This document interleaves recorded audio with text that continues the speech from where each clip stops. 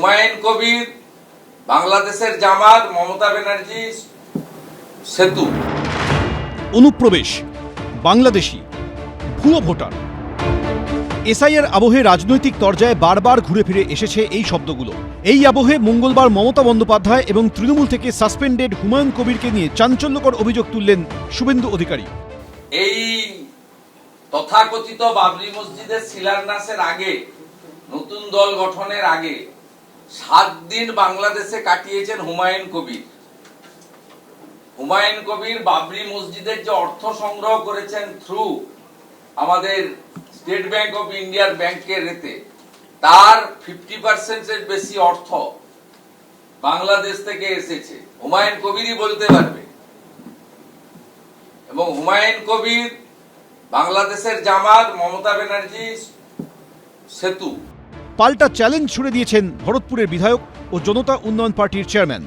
যদি উনি 1 টাকা বাংলাদেশ থেকে আনার প্রমাণ দিতে পারেন, তাহলে উনি যা বলবেন আমি সেটাই শুনবো। সার্বিকভাবে কেন্দ্রীয় সরকারের দায়িত্ব এই মনিটারি ট্রেল ধরা, মানি আসছে কি আসছে না এটা ধরা।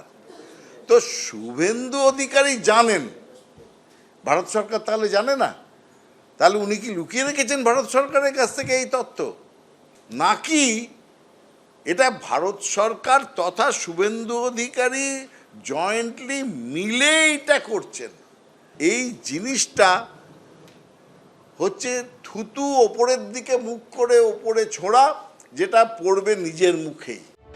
অন্যদিকে বিধানসভা ভোটের আগে রাজ্য রাজনীতিতে দলবদল, যোগদানের পালা শুরু হয়ে গেছে। এবার বিজেপিতে যোগ দিলেন প্রয়াত আরএসপি নেতা ক্ষিতি গোস্বামীর মেয়ে কস্তুরী গোস্বামী।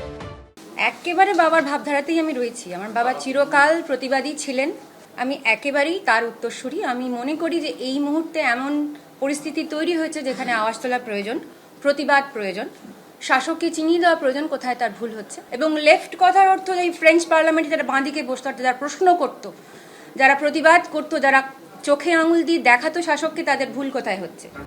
বামফ্রন্ট সরকারের আমলে দীর্ঘদিন বিভিন্ন গুরুত্বপূর্ণ দপ্তরের মন্ত্রী ছিলেন ক্ষিতি গোস্বামী। সামলেছেন আরএসপি রাজ্য সম্পাদক ও সাধারণ সম্পাদকের দায়িত্ব। পুরো দস্তুর বাম পরিবার থেকে উঠে এসে বিজেপির পতাকা তুলে নিলেন ক্ষিতি গোস্বামীর এক মেয়ে। ক্ষিতি গোস্বামীর আরেক মেয়ে বসুন্ধরা গোস্বামী এখন তৃণমূলের কাউন্সিলর। অর্থাৎ প্রয়াত বাম নেতার এক মেয়ে তৃণমূলে, আরেক মেয়ে যোগ দিলেন বিজেপিতে। এরকম উদাহরণ অনেক আছে। আমার সাথে সেরকম আমার কোনো ধারণা নেই কেন বা কি। ওনার নিজের ব্যক্তিগত ইচ্ছে।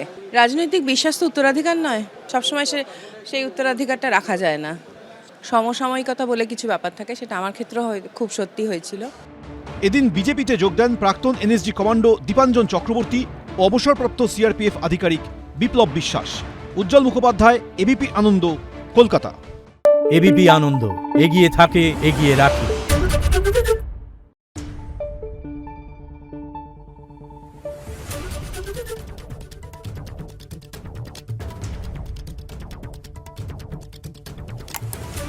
Thank you.